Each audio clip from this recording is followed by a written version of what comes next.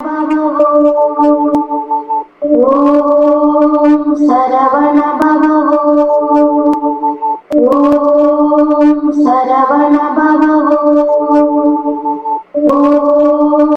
எண் 661. ஐந்து பூதமும் ஆறு சமயமும். கீரவாணி ராகம், மிஸ்ர சாப்பு தாளம்.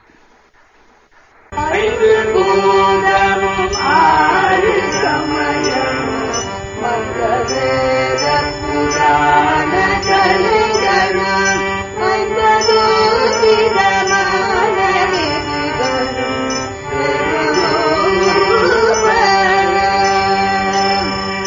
ஐந்து பூதமும் ஆறு சமயமும் மங்களவேத புராண கலைகளும்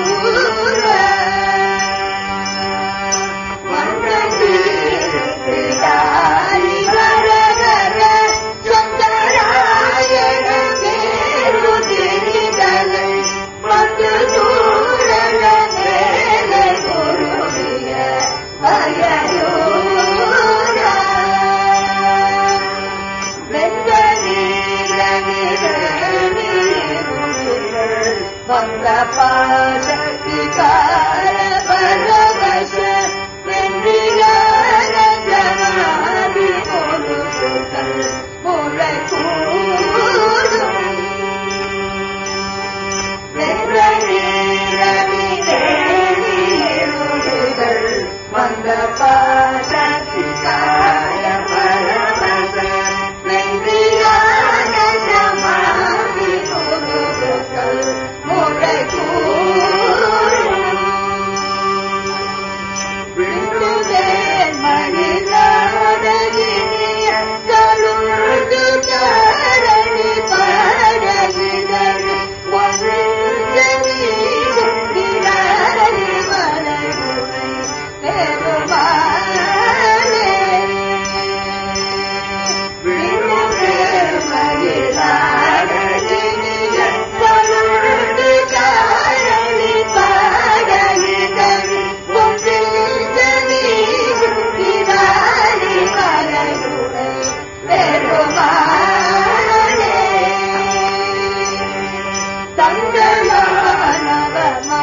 கலை தருவ மலர்கள் போய் உபதேச குரு பர சம்பிரதாயமுடையுடையது பெருவேனோ சங்கரானவ மாலை தருவ மலர்கள் போய் உபதேச குரு பர சம்பிரதாயமுடையுடையது பெருவேனோ இதழி போய் நிஜதீசு விடாரி மனதுரை பெருமானே இதழி போய் நிஜதீசு விடாரி மனதுரை பெருமானே.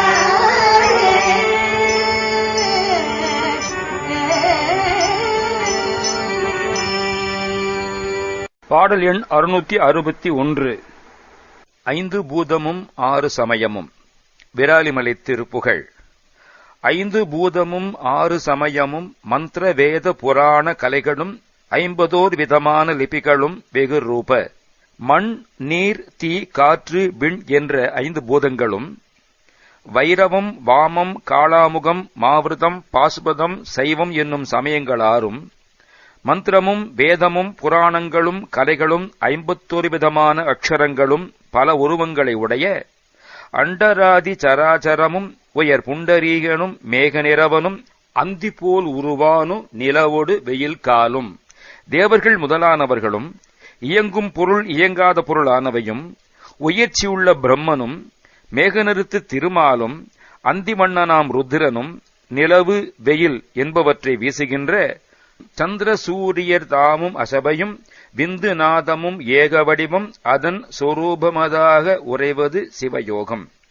சந்திரனும் சூரியனும் அசபை என்னும் அம்சமந்திரமும் விந்துவும் நாதமும் இவையெல்லாம் கலந்த ஏக வடிவம் ஒன்றாகிய வடிவமே அந்த பரம்பொருளின் சொரூபம் என பாவித்து, அல்லது ஒன்றாய வடிவமே தனது சொரூபம் என்று பாவித்து இருத்தலே சிவயோகம்.